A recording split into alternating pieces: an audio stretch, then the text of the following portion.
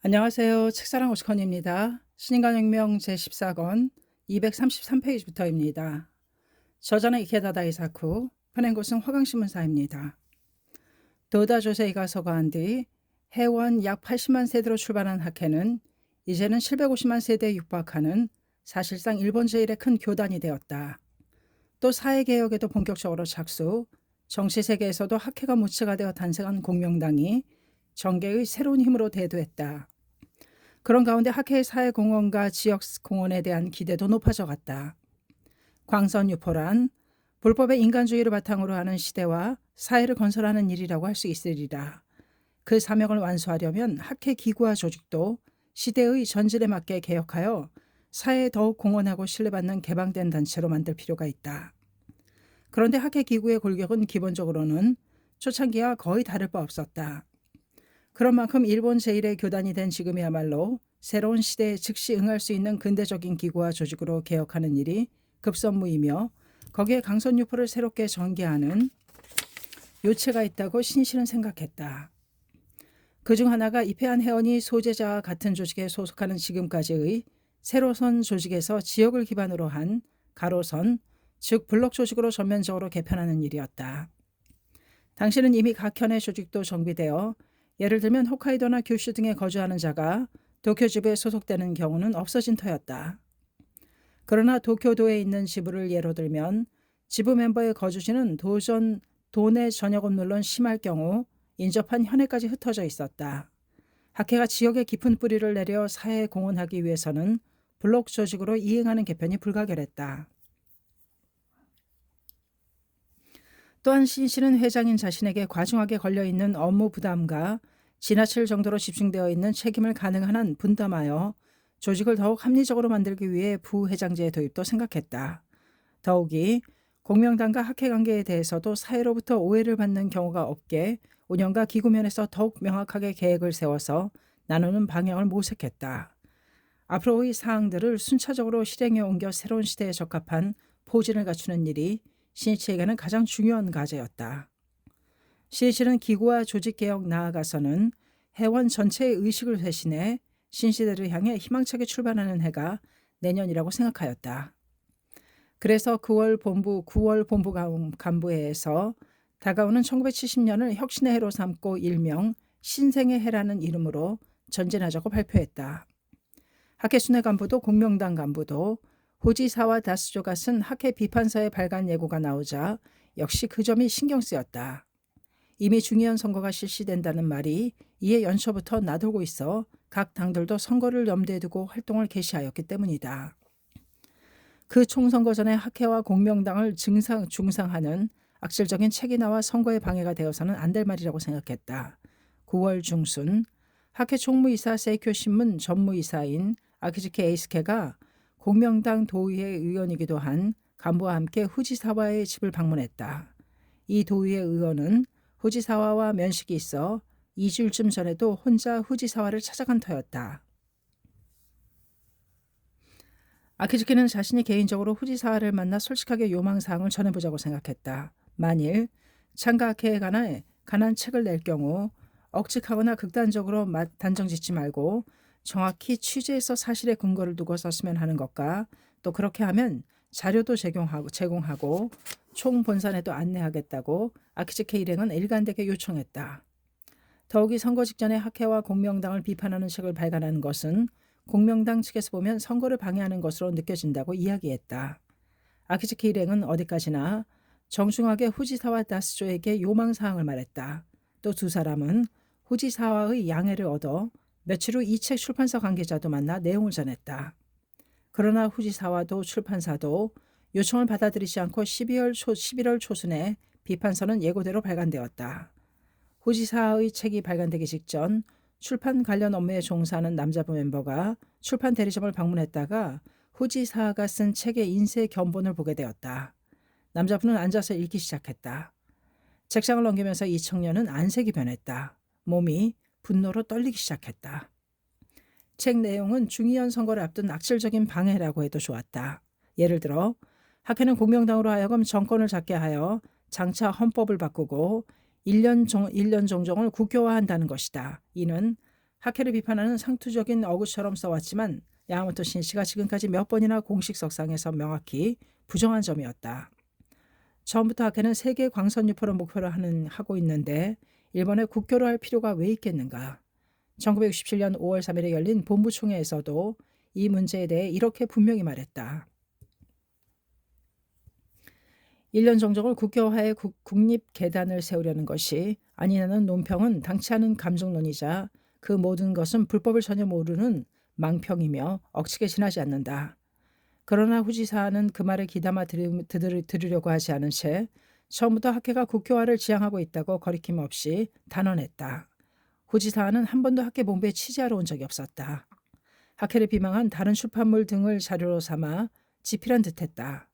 또 학회의 선거 지원 활동에 대해서도 회원의 정치 의식을 각성시키는 교육은 거의 없이 회원을 무능하게 만들고 뜻대로 조정해 표를 모으고 있다고 평했다. 학현에 대한 이 무슨 모욕인가. 세상을 좋게 만들려고 또 민중의 손으로 정치를 회복시키려고 사회 건설의 사명에 불타 지원 활동을 한 사람들에 대해 심하기 짝이 없는 우롱이 아닌가. 후지사는 더욱이 학회는 조직에 대해 맹목적 복종을 강요하고 있어 선거 때가 되면 주민의 집단 이동도 마다하지 않는다고 표현했다. 어디에 그런 근거가 있는가.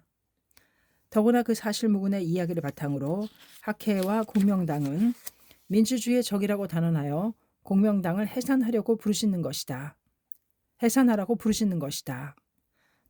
또 후지사는 후안무치 부끄러움을 모르게도 절복은 남의 불행을 이용하는 것이라고 단정했다. 상대가 행복하기를 바라며 진심 어린 대화를 거듭하는 학회원의 모습을 직시한 적이 있는가. 후지사는 또 학회가 민중의 마음에 희망과 용기의 빛을 보내고 사람들을 소생시킨 사실을 민주주의의 이삭죽기식이라고 폄하했다. 기술하는 면에서 기본적으로 틀린 곳이 눈에 띄었고 야마모토 신씨의 청년 시절 역식조차 지낸 바가 없는 청년 부장으로 되어 있을 만큼 허술했다. 견본세를 직접 본 청년은 분노에 사로잡혔다. 이는 언론의 자유를 구실로 거짓과 온갖 욕설로 꾸민 비방과 중상모략이 아닌가. 언론의 자유를 이용한 언론 폭력일 뿐 그 무엇도 아니다. 이 청년에도 출판사 광고에 관련된 일을 하고 있어 출판 유통업체에서 후지사와의 책 견본세를 본 학회원도 있었다. 그런 사람들은 학회원인 동료나 남자부 간부 등에게 이 책이 얼마나 도가 지나치고 불합리한 것인지를 전했다. 그 내용을 들은 사람들은 격분했다. 역시 그런 내용을 썼단 말인가? 저자인 정치평론가는 대학 교수이기도 하지. 그런 직함을 보고 이 엉터리 내용을 진지하게 믿어버리는 사람도 많을 것이다. 이런 책이 세상에 나오면 창가학회는 엄청난 피해를 입게 된다. 언론의 자유를 지킨다는 것은 중상이라는 불순물들이 방류하고 있는데도 잠자코 보고 있어야 한다는 것이 분명 아닐 것이다. 실컷 당하기만 하고 그 억울함을 참고 견디기만 한다는 것은 당치도 않다. 청년들은 이 책이 얼마나 악랄한 비방서인지를 철저히 말하고자 했다. 그 중에는 서점 등에 가서 이 책은 교묘한 선거 방해라고 호소한 사람도 있었다. 11월 상순 후지사와 다스조의 책이 발간되자 곧바로 텔레비전 프로그램 중에서 어느 평론가가 이 책을 언급했다. 그리고 학회를 비판하면서 과감하게 썼다라며 후지사를 크게 칭찬하고 선전하려 했었다. 12월 2일 중의원이 해산하고 7월 7일에는 총선거를 공시했다. 그 며칠 전에 후지사는 민사단계 사상연구단체가 주최하는 심포지엄에 참석해 창가학회와 공명당이 자신의 저서 출판을 둘러싸고 온갖 짓궂은 언동과 방해를 가했다고 말했다. 그 말은 공시 전후에 발매된 주간지에 크게 다루어졌다. 더욱이 후지사와는 공산당 기간지 아카하타의 인터뷰에 응했다. 후지사는 반공평론가로도 알려진 인물이다. 그런데도 공산당 기간지에 뻔뻔스럽게 등장한 것이다. 이 기간지는 12월 17일자 일면에 대대적으로 공명당, 언론 출판의 악질적인 압력이라고 보도하고 이후로 연일 이 문제를 다루었다.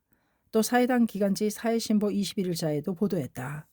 중의원 선거에 맞춰 적당한 시기를 고르기라도 한 것처럼 공명당과 창각회에 의한 언론 출판 방해 문제라는 말들이 급부상했다. 후지사와 대화를 나눈 아키즈 케이스케는 언론 출판 방해를 받았다고 떠드는 후지사와의 언동을 이해할 수 없었다. 정중히 요망사항을 전했다는 것은 후지사와 본인이 가장 잘 알고 있을 터였다. 그것을 방해해 놓았다는 식으로 마구 퍼뜨린 것이다. 아키즈키는 생각했다. 중상으로 가득 찬 책을 출간한다고 예고를 하고 나서 우리 측이 항의와 같은 방법으로 손쓰기를 기다렸다가 압력을 받았다고 떠들어대겠다는 계획이었을지도 모른다. 더욱이 그 후에 후지사와는 아키즈키 일행과 주고받은 대화를 몰래 녹음한 사실을 밝혔다. 그리고 이 테이프가 압력의 결정적인 증거라고 떠들어댔다. 더구나 후지사와는 짓궂은 언동과 협박 전화가 쇄도했다. 압력으로 출판, 유통업체 등에서 책을 받아주거나 중앙지 등에 광고를 게시하는 것도 모두 거절당했다라고 매스컴을 통해 말했다. 후지사와 다스조가 언론 탄압을 받았다고 떠들어대자 이제까지 학회나 공명당 비판서를 쓴 몇몇 저자들도 함께 거들어 떠들기 시작했다. 이리하여 학회와 공명당에 대한 비판이 어지럽게 날뛰는 가운데 중요한 선거 활동을 지원하게 되었다. 그만큼 고전해야 하는 선거전이었다. 주간지를 내세우면서 이런 말을 쏘아붙이는 사람도 있었다. 세상에 언론 탄압을 하다니 학회도 공명당도 제2차 세계대전 때의 군부 정부와 같구나. 그러나 사회건설이라는 사명에 사는 동지들은 결코 굴하지 않았다. 열풍은 오히려 투혼의 불꽃을 점점 더 타오르게 했다. 무슨 말을 하는 겁니까? 그 군부 정부와 목숨을 걸고 투쟁해 신교의 자유를 끝까지 외친 것이 학회입니다. 그런데도 학회를 대상으로 아무 근거도 없는 내용까지 쓰고 싶은 대로 실컷 쓰고 욕설을 하며 탄압을 가하고 있으니 당하는 쪽은 학회가 아닙니까? 모두 억울한 눈물을 결의로 바꾸고 가면이 굳세게 달려 중의원 선거에서 공명당이 47석을 획득하는 대승리를 거두었다. 기쁨이 폭발했다. 혼신의 힘을 다해 고난과 시련을 극복하고 승리를 손에 넣은 자만이 누릴 수 있는 생명의 계가였다. 그 기쁨이 채 가시지 않은 가운데 신생의 해라고도 명명한 1970년 혁신의 해가 밝고 당당하게 개막되었다. 야마토 신씨는 1월 1일자 세이쿄신문에 혁신의 울림이라는 제목을 붙인 시를 기고했다. 전국의 동지는 이 시를 가슴에 새기면서 제2의 10년을 향한 새로운 큰 비약을 마음속에 맹세하고 1년을 스타트했다. 새해 첫날 학회본부에서 열린 신년 근행에 참석한 후 이튿날 2일에는 총본산에 머물고 있던 신씨는 몸이 좋지 않았다. 사실 최악의 상태에서 맞이한 새해였다. 연말에 간사이를 방문한 후로도 발열이 계속되어 호흡기 질환으로 고생하고 있었다. 이는 회장 취임 이래로 지금까지 없었던 병마와 벌이는 치열한 공방전이었다. 그렇지만 그런 상황에서 신씨는 새로운 시대막을 열기 위해 기구와 제도 개혁에 착수했다. 1월 2일은 야마토 신씨의 42세 생일이었다. 니치렌 대성인께서는 만 42세 때 도조 가게노부 일행의 습격을 받아 이마에 도상을 입고 제자가 살해된 고마스바라 범난을 겪으셨다. 신씨 자신도 대성인 문화의 한 사람으로서 무슨 일이 있어도 미동조차 하지 않는 강성한 신심으로 임해야 한다고 생각했다. 그리고 대성인의 유명이신 광선유포를 실현하기 위해 힘껏 매진하자고 결의를 굳혔다. 신씨는 격심한 폭풍이 닥칠 것을 예감하였다. 이날 밤 전국 대표가 총본산에 모여 개최한 간부회에서 신씨는 힘을 쥐어짜내는 듯한 모습으로 사도처를 배독하고 지도했다. 국주 등이 적으로 함은 이미 정법을 행하는 것으로 되느니라. 석가열애를 위하여는 제바달다야말로 제1의 선지시기로다. 지금의 세간을 보건대 사람을 잘되게 함은 자기 편보다도 강적이 사람을 잘되게 하느니라. 어서 917쪽. 어떤 정의로운 투쟁이라도 아니 정이면 정의일수록 반드시 당시 하는 비난과 중상이 다투어 일어난다. 그 원리에서 장마의 의의를 말씀하신 성운이다. 우선 국주 등이 적으로 생각하고 박해를 가한다는 것은 이미 이쪽이 정법을 행하고 있는 증거라고 대성인께서는 선언하셨습니다. 인간을 정말 강하게 만드는 것은 박해입니다. 대난입니다. 그러므로 석가열애를 위해서는 제바달다야말로 제1의 선지식이라고 설하셨습니다. 선지식이란 불도의 완성을 돕는 사람이라는 의미입니다. 제바달다는 석존을 적대한 악지식이지만 석존은 제바달다와 투쟁의 말을 타파함으로써 그 위대함을 증명하였고 교단도 발전했습니다. 따라서 석존을 끝까지 박해한 제바달다가 바로 최고의 선지식이라고 말씀하셨습니다. 마찬가지로 지금의 세상을 보아도 사람을 좋게 만드는 것은 자기 편보다도 오히려 강적이라고 말씀하셨습니다.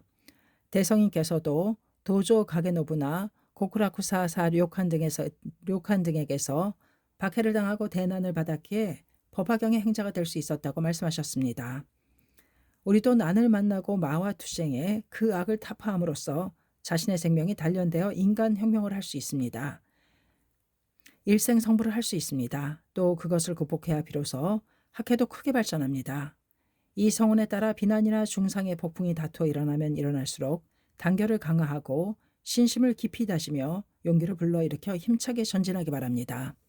참석자들은 모두 전국에서 모인 최고 간부였다. 그러나 이때 신식한 지도를 절실한 문제로 받아들인 사람은 거의 없었다. 1월 5일 학회본부에서 이해 첫 총무회가 열렸다. 여기서 새롭게 부회장제 도입을 결정했고 그 부회장의 주조 기요시, 모리카와 가즈마사, 아키즈케 이스케가 이렇게 세 명이 취임했다. 신이치가 구상한 신생창가학회 기구개혁이 드디어 시작되었다. 부회장 중에 최연장자인 주조가 46세요. 아키즈케는 39세인 젊은 나이였다. 이 세 사람의 젊은 힘이 신이치 곁에서 책임을 분담해 750만 세대에 육박한 창가학회 전 책임을 맡는다는 구상이다.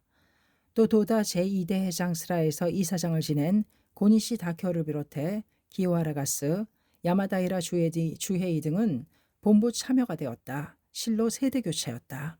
항상 젊은 힘이 대도하고 그것을 다 함께 뒷받침해 나아가는 곳에 새로운 전진의 길이 열린다. 더욱이 이 총무에서는 공명당 위원장과 서기장은 당무와 아울러 정무에 전념하기 위해 학회 간부 역식에서 물러나기로 했다. 공명당 의원에 대해서는 중의원이나 참의원 같은 국회의원, 또 각 지방 의회 의원, 이렇게 순차적으로 모든 의원이 학회 역식을 겸임하지 않도록 할 방침이었다. 인사와 재정 등에서도 학회와 공명당은 분명히 구분지어 당이 자주성을 가지고 운영해야 한다는 것이 여러모로 생각한 끝에 나온 신씨의 의견이었다. 동시에 이는 공명당의 의향이기도 하고 학회로서 미래를 응시하면서 내린 결론이기도 했다. 학회가 공명당을 지원하는 것도 의원이 신앙생활에 힘쓰는 것도 본래 헌법에 보장된 권리다. 헌법 제20조에 제창하고 있는 정교 분리의 정의란 국가이며 나라의 종교와 분리를 정한 것이다. 즉 이 조문은 나라의 종교에 대해 중립을 취하고 종교에 개입해서는 안 된다는 것을 제시한 것이지 종교단체의 정치활동을 금지한 것은 결코 아니다. 그것은 전쟁 제2차 세계대전 전쟁 전과 전쟁 중의 국가 신도를 국책으로 삼은 정부가 종교를 탄압한 역사를 반성하고자 신교의 자유를 보장하기 위해 만든 조문이라 하겠다. 따라서 창가학회와 공명당의 관계는 본래 헌법이 금하는 정교일치와는 전혀 다른 것이다. 그러나 사람들이 오해하거나 걱정하는 일이 없도록 인사면에서도 분명히 선을 긋고 양자관계를 명확히 하기 위해 창가학회와 공명당이 자주적으로 단행한 개혁이었다. 미래에 대한 포석이 착착 이루어져 신시대를 향해 톱니바퀴는 돌기 시작했다. 동지들은 모두 학회는 이 상태대로 승리의 상승세를 타고 야마토 신이치의 회장 취임 10주년을 맞이할 수 있다고 생각했다. 그리고 공명당이라는 민중을 위한 새로운 정당이 파죽지세로 대도의 역사는 크게 바뀌려 하고 있다. 그러나 기존 세력이 이를 묵묵히 그냥 보고 지나칠 리가 없었다. 1월 14일에는 제63차 임시국회가 시작되었는데 각 당이 잇따라 이 국회에서 공명당과 창각회에 의한 언론 출판 방해를 철저히 추궁하겠다는 대결 자세를 밝혔다. 또 24일 언론 출판의 자유에 관한 간담회라는 집회를 열었다. 이 간담회는 일본 공산계 학자와 기성 승려들의 발기로 학자와 종교인 그리고 문화인들이 지난해 12월에 결성한 모임이다. 집회에는 문화인과 출판 관계자들 110명이 참석해 언론 출판 문제를 이번 국회에서 다루도록 요청하는 방침을 굳혔다. 공명당과 창각회에 대한 압력은 기정사실화되어 갑작스럽게 정치적 핫 이슈가 되었다. 열풍은 더욱더 격심해졌다. 그러나 동지들은 연초부터 사회건설의 사명을 불태우면서 기쁘고 즐겁게 홍교의 길을 달렸다. 새로운 10년의 출발점이 되는 5.3 본부총회를 목표로 750만 세대 달성을 이루고자 홍교의 소용돌이가 전국 방방곡곡에서 일어났다. 언론 출판 문제는 날마다 매스컴을 떠들썩하게 했지만 절복에 힘쓰는 모든 이는 의기양양했다. 동지들은 서로 이야기했다. 국회에서 다루겠다고 떠들어대는 당도 있던데 당치도 않아요. 방해를 받고 협박을 받았다고 할 것 같으면 법원에든 뭐든 소송하면 되잖아요. 선거에서 공명당 세력이 커졌으니 분해서 못 견딜 테지. 뭔가 모략을 꾸미는 것 같은데. 그러나 이런 일해져서 광선유포를 뒤처지게 할 수는 없습니다. 지금이야말로 절복입니다. 학회의 정의, 불법의 정의를 철저히 이야기합시다. 1월 28일 학회본부에서 총무회가 열렸다. 이 자리에는 본부 통계국이 학회 세대수를 보고했다. 보고하기 위해 마이크 앞에선 간부는 볼을 붉히고 약간 들뜬 목소리로 외치듯이 말했다. 맨 먼저 전해드릴 사항은 현재 학회 세대수가 755만 7,777세대로 염원하던 750만 세대를 마침내 달성했다는 것입니다. 그 순간 모두의 얼굴에 광채가 돌고 환호성이 터지며 박수가 크게 일었다. 목표를 삼은 5월 3일보다 3개월이나 앞당겨 성취했다. 동지들은 훌륭하게 역풍을 순풍으로 바꿨다. 성운에는 대학이 일어나면 대선이 온다. 어서 1300쪽 말씀이 있다. 이는 아무것도 하지 않고 가만히 있는데도 대학이 일어난 뒤에 대선이 찾아온다는 뜻이 아니다. 위기는 곧 기회라고 받아들여 고난을 도약대로 삼아 단호하고 굳세게 나아가려는 불굴의 일념에 의해 대선은 열린다. 열풍에 맞서 용감하게 일어서라. 눈보라에 맞서 가슴을 펴라. 그 어떤 것도 두려워하지 않고 언제나 이런 정신으로 끊임없이 전진해온 데에 학회의 강함이 있다. 학회를 덮친 바람은 2월에 들어서면서 더더욱 흉악하고 난폭할 정도로 세차게 불어댔다. 2월 3일 언론 출판의 자유에 관한 간담회는 도쿄의 분교 공회당에 약 3,000명을 모아 공명당과 창각회 방해에 반대하는 언론 출판 자유에 관한 대집회의 성격을 띤 모임으로 개최되었다. 여기서는 바로 그 후지사와 다스조를 비롯하여 학회와 공명당을 비판한 책의 저자 3명, 그리고 그 외에도 사회당과 공산당 간부, 종교인 등이 참석해 발언했다. 9일에는 작가 7명이 창각회 관련된 출판물 집필을 거부한다고 통보해왔다. 그리고 2월 17일 개회 중인 제63회 임시국회 중의원 본회의에서 사회당 의원이 언론 출판 자유에 대해 총리에게 추궁했다. 이어서 18일에 열린 중의원 본회의 19일에 참여한 본회의에서도 공산당 의원이 질문에 나서 공명당이 출판 방해를 했다며 국회에서 진상을 규명할 용의가 있는지 여부를 총리에게 추궁했다. 중의원 예산위원회로 무대를 옮긴 23일에는 사회당 의원이 질문에 나서 언론 출판 방해를 받았다고 말하는 후지사 등 3명을 증인으로 소환하라고 요구했다. 이 23일 언론 출판의 자유에 관한 간담회는 기자회견을 가졌다. 거기서 그들은 공명당 국회대책위원장인 와타리 고로가 1월 대학부 간부회에서 언론 출판 문제에 대해 이야기한 강연 테이프를 공개했다. 이는 누군가 몰래 녹음한 테이프였다. 와타리는 창각회와 공명당이 일으켰다고 하는 언론 출판 방해가 얼마나 과장된 사건인지를 개인적인 소감을 중심으로 우스갯소리를 섞여가며 재미있게 이야기했다. 학회 내부 집회인데다 이전에 자신이 대학부장을 지낸 대학부 회합이어서인지 마음이 풀어져 있었다. 하숙집에서 후배들을 상대로 정치 이야기라도 하듯 편한 기분으로 이야기했다. 와타리는 학회와 공명당에 문매질을 가하는 저들이 참을 수 없었는지 비판서와 저자와 다른 당을 야유하며 한껏 웃었다. 가끔 다른 당을 매도하는 듯한 격한 말도 튀어나왔다. 대학부 멤버들은 학회에 가하는 정당과 매스컴의 일방적인 중상을 참고 견뎌왔다. 그런 만큼 와타리 고로의 말이 통쾌했다. 해합 장소는 웃음과 갈채로 감싸였다. 원래 와타리는 언변이 좋았다. 그런데다 자기 편이라고 안심해서인지 말의 수위가 점점 더 높아져 그만 함부로 말하고 말았다. 사람은 자칫 잘못하면 자신 있게 잘하는 부분에 걸려 넘어지게 마련이다. 그만 기세가 오르고 말아 신중함과 긴장감을 잃어버리기 때문이다. 그 이야기가 몰래 녹음되어 언론 출판 자유에 관한 간담회 때 테이프가 공개된 것이다. 이 내용이 일부 주간지에 게재된 것을 비롯해 텔레비전과 라디오로도 방송되었다. 텔레비전 등에서는 다른 당을 야유하거나 거친 말로 비판하는 부분만 발췌해 내보낸 까닭에 와타리는 터무니없는 폭언을 일삼아 강연했다는 인상을 주었다. 와타리에게 비평 대상이 된 각 당들은 이 테이프를 들고 크게 비판했다. 2월 25일 와타리는 기자회견을 열어 내부에서 한 개인적인 발언이었는데 발언 중 관계자에 대해 타당성이 결여된 점이 있어 대단히 죄송합니다. 무리를 일으켜 죄송합니다. 라고 사과했다. 그렇지만 각 당들은 사과를 수용하지 않았다. 와타리의 발언을 철저히 추궁하겠다는 태세였다. 이 상태로는 당파 간의 절충에도 지장이 있기에 와타리는 27일 하는 수 없이 국회 대책위원장을 사임했다.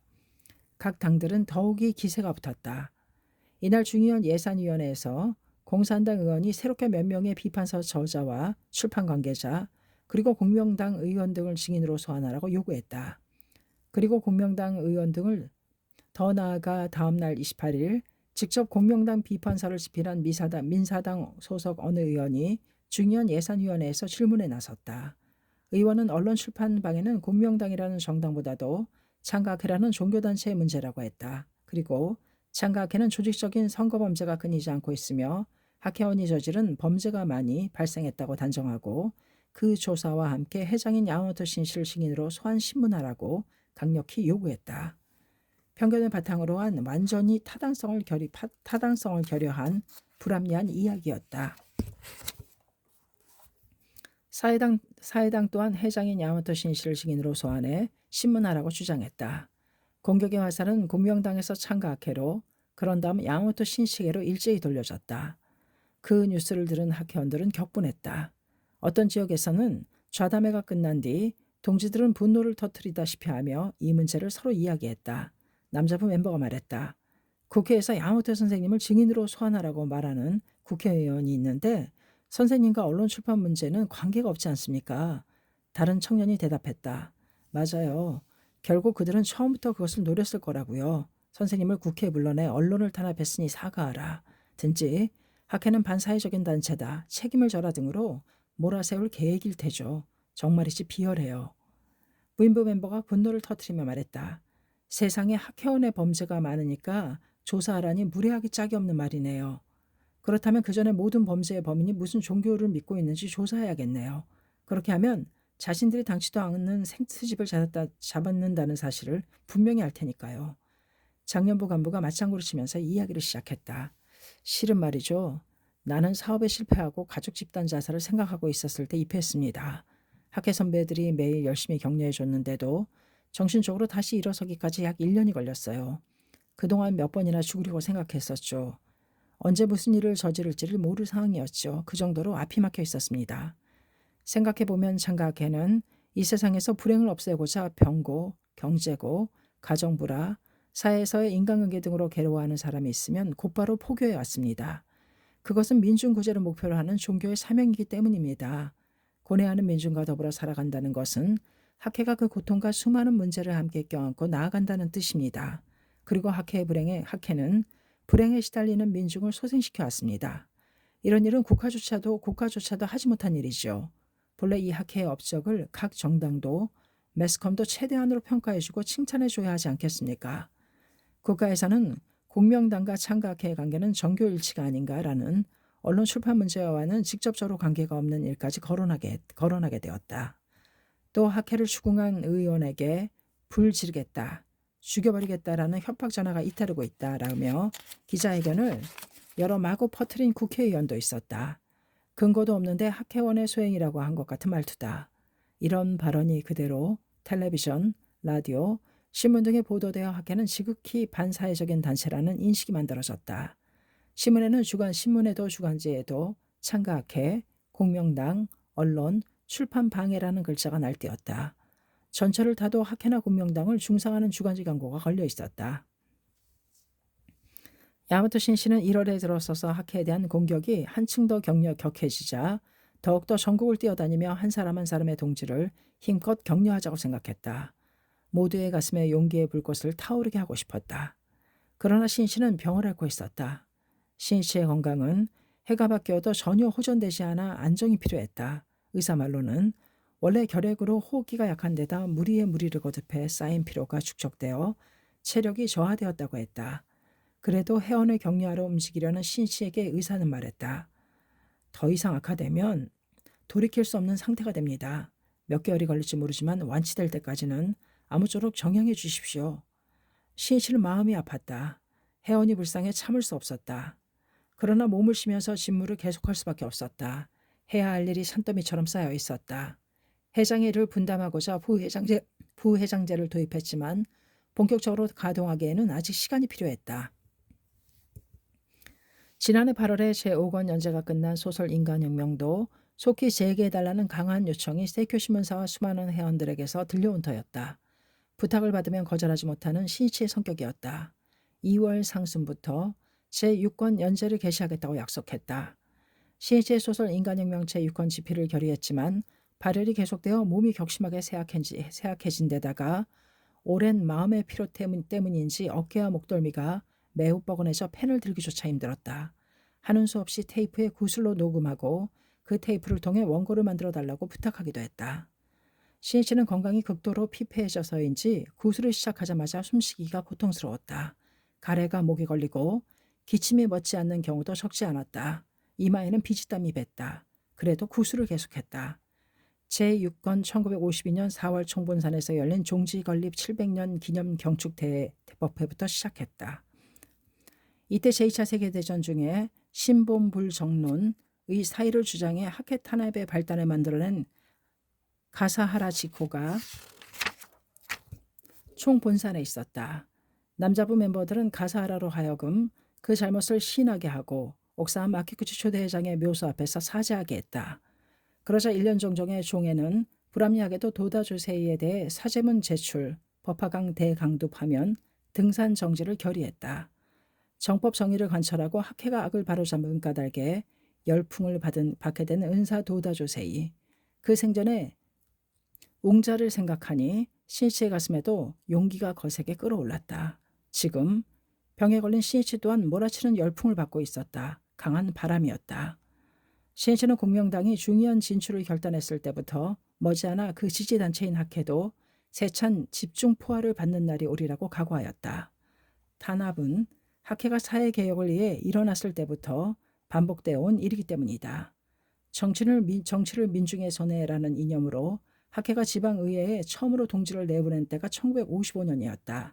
이해해 좌우양파로 갈라졌던 사회당이 다시 합쳐졌고 보수 정당인 자유당과 민주당이 합당해 자유민주당을 결성했다.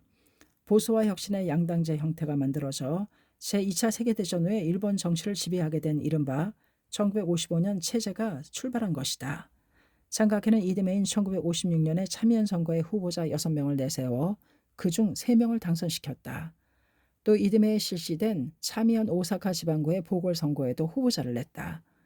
여기서는 아깝게 패하기는 했지만 참의원 진출이라는 새로운 민중 세력의 대두는 사회에 커다란 파문을 일으켰다.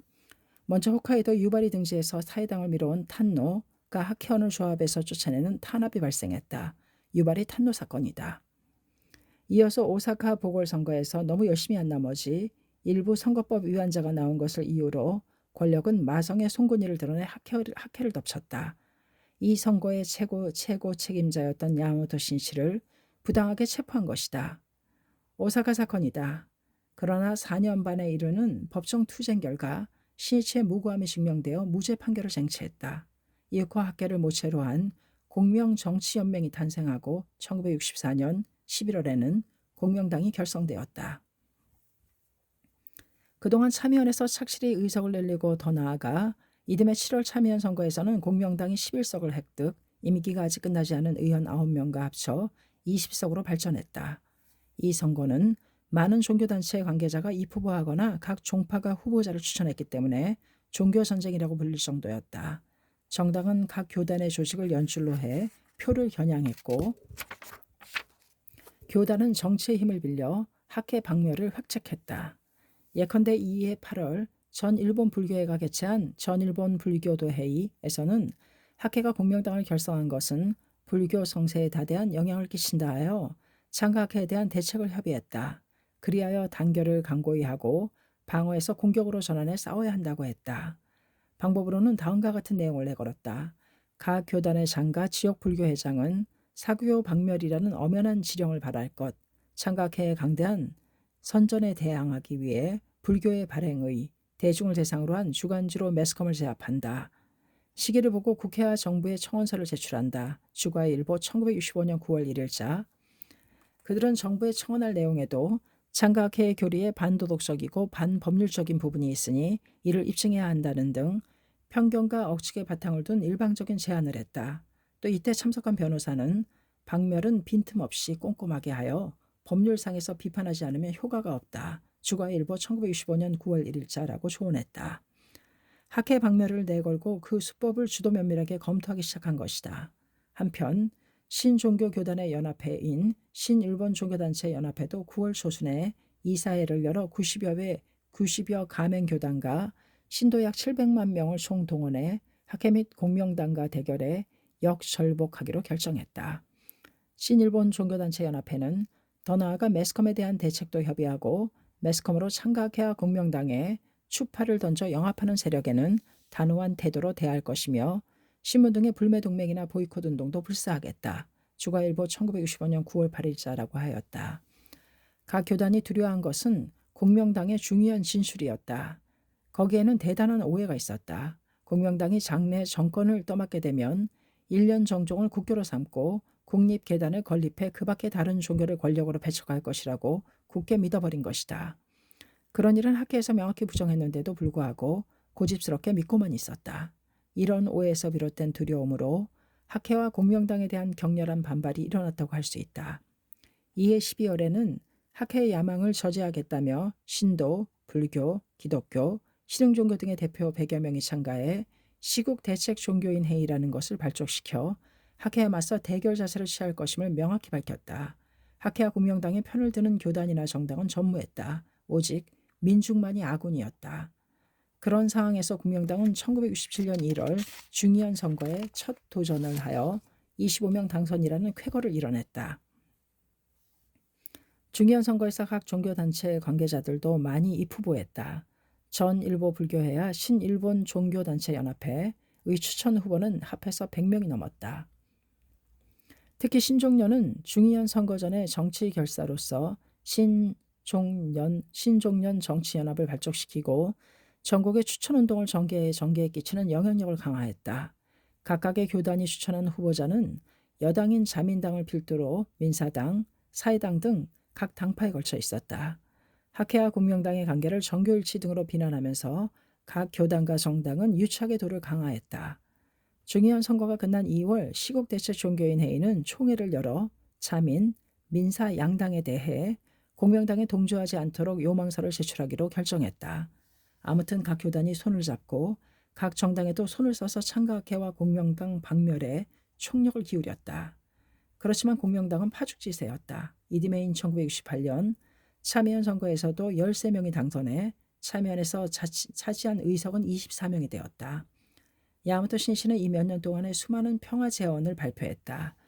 1966년 11월에 열린 청년부 총회에서는 베트남 전쟁의 즉각적인 정전을 호소했다. 더 나아가 이듬해 8월 대학부 총회에서는 오키나와 문제를 언급하며 시 정권을 즉각 반환할 것, 핵기지 철거를 주장했다. 1968년 5월 본부총회에서는 핵 문제를 언급하며 핵 보유국은 한자리에 모여 핵무기 제조, 실험, 사용 금지와 핵무기 폐기에 대해 진지하게 대화를 나누라고 호소했다. 이어서 9월 대학부 총회에서는 중일국교 정상화 추진과 중국의 유엔 가맹을 인정해야 한다는 등 중국 문제에 대해 제언했다. 이런 신시의 제안은 생명의 존엄과 평등을 설하는 불법의 천리를 바탕으로 인류의 평화 실현을 생각하여 필연적으로 도출한 주장이었다. 학회원들은 이런 신이치의 제안에 깊이 공감했다. 그리하여 불법자의 사회적 사명을 한층 더 깊이 자각함으로써 평화를 위한 민중운동은 널리 확대된 것이다. 중일국교 정상화 등과 같은 야마모토 신이치의 제언은 동시 냉전 속에서 미국에 동조함으로써 경제적인 번영을 유지한 일본 정부와 재계 등에는 위험한 동향으로 비춰진 듯했다. 예를 들어 중일국교 정상화 제언을 한 직후에 개최된 미일 안보부장 협의회 석상에서도 외무성 고관이 미국의 주일 대사와 주일 미군 사령관들에게 신이치의 제언을 노골적으로 비난했다. 일본 정부의 외교에 장애가 된다는 말이다. 국가 중추를 움직이는 세력은 야마토 신이치 그리고 창각회라는 존재를 완전히 방해물로 느꼈던 모양이다.